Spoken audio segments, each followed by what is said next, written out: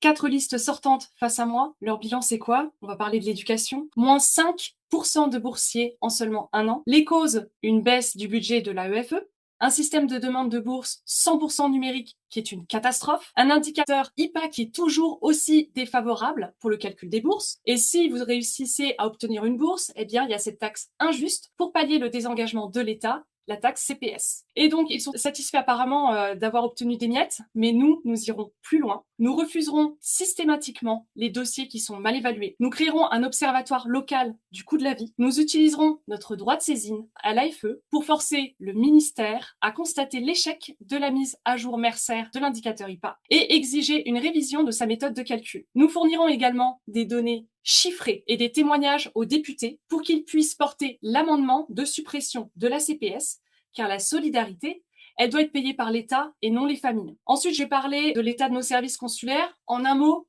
désertification. Il y a une réduction des tournées consulaires qui est drastique et c'est pourtant nécessaire pour obtenir votre passeport ou votre carte nationale d'identité. Et donc c'est un abandon complet de nos compatriotes qui sont parfois obligés de prendre une journée de congé et de payer des trajets jusqu'à 150 francs. Donc nous, ce que nous exigerons, c'est l'affectation de valises mobiles itinéraires supplémentaires sur notre circonscription, des tournées régulières dans les grandes villes via des locaux gratuits négociés avec les communes et les écoles pour plus de proximité avec vous, le renforcement des effectifs des consulats pour un accueil et un accompagnement digne pour nos compatriotes. Donc notre équipe, elle se démarque des sortants qui ont laissé le système dépérir en se battant pour des miettes. Ils ont laissé les inégalités se creuser et les familles modestes de côté. Alors, ne subissez plus, agissez, envoyez la force de l'Union populaire au Conseil consulaire le 22 et le 27 mai en ligne, le 31 mai à Lyon. On compte sur vous.